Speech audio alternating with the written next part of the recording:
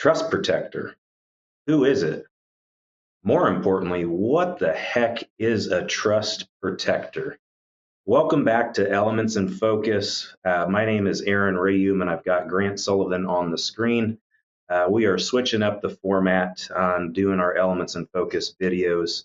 Grant, when I think of trust protector, I have no idea where to, my mind goes to the Marvel movies like Captain America or, Iron Man. So, can you explain first and foremost what a trust protector is, and then who do you define that would serve in that capacity?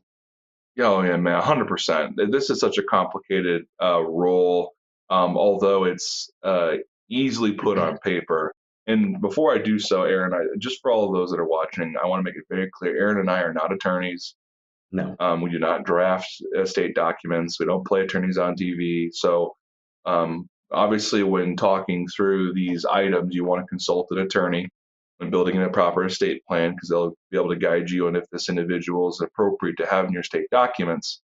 But now that we got that disclaimer out of the way, let's talk about trust protector. So, Aaron, it kind of in a way, it is like a Marvel character, especially Captain America, because the term we don't usually get this from the legal world, but the term actually does, the name itself does kind of explain the position a little bit. The trust protector Okay. is an individual that protects the original intent of the trust. And so you may think, well, goodness gracious, what doesn't the successor trustee do that? And so to take a step back and understand, in order to understand kind of this position in detail, you have to understand how trusts are created. So first and foremost, you have grantors. So those are the individuals or couple that creates the trust. They're the original grantors, the creators. They're the original trustees.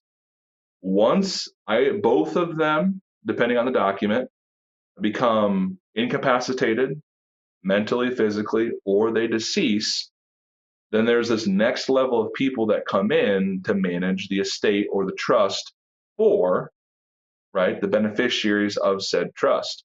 Well, those successor trustees have a lot of power because it's their job to read and interpret the document and then manage it and do the best they can for the benefit of the beneficiaries according to the document.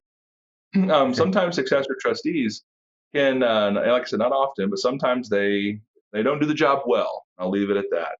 Yeah. And without proper mechanisms in the trust, you really can't get rid of them. And this trust protector, we'll call it the Captain America, kind of comes in at this point and says, hey, successor trustee, you're not doing what was originally intended in the trust. And so, Hmm. therefore, we have the authority to remove you from your job. So, and this becomes very powerful for families because let's just be honest, not many of us were sit down and read literature on estate planning on a daily basis Sure. or the law or legality that goes around managing an estate. So oftentimes people will just trust these successor trustees. Sometimes they're institutions and they're either very expensive or they're doing really bad things in the trust. And this individual, the trust protector, comes in and allows and gives the trust the ability to release that next group of people from their job if they're doing it poorly. And they have the ability to bring in another successor trustee to again continue the care for the beneficiaries according to the original intent of the grantors of the trust. So, a very powerful person. There's also other provisions and other powers they have in the estate document, but that's really getting into the weeds of what we're talking about here. But just for the most part, Aaron, I like kind of where we're going with this discussion. The trust protector is really just Captain America. It's the person who you call into the trust to fix things when things aren't going well, and they have the power and authority to release the successor trustees from the trust on behalf of the beneficiaries and the original intent. Yeah. Great points there, Grant. A lot of times when you take on the role of successor trustee, we see it where it's usually can be a beneficiary of the trust, right? And Yep. sometimes the beneficiaries of the trust don't even know they're the successor trustee. So first and foremost, if you have a trust, have conversations with your successor trustees. Let them know your wants and wishes so that you can avoid having a trust protector step in and make changes to that.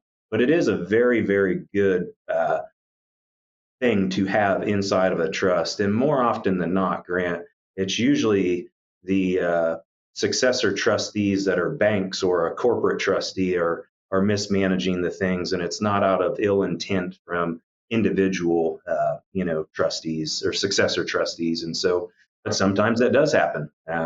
It is very, very hard to understand what mom and dad's or whoever's wants and wishes are if you do not have conversations with those individuals. So if you have questions about a trust protector or just trusts in general, please reach out to FEG. Schedule a complimentary next steps meeting. You can scan the QR code on the screen, call us at 800-928-4001. One of our wonderful team members will reach out to you to get a meeting scheduled. If you have questions, go to Talk to FEG at Your Life After Work, or go to our website and schedule a meeting at yourlifeafterwork.com. Our team is here, ready, and able to help you through any of the financial related questions that you have. Thank you for watching and have a blessed day. Hi, I'm Sam Neff, Certified Financial Planner with the Financial Enhancement Group. If you're interested where you stand personally, please click the link below and you can create a profile, and a member of our team will reach out to talk about where you stand within the 5 critical elements on your financial journey. Thank you for your time, and we look forward to speaking to you soon.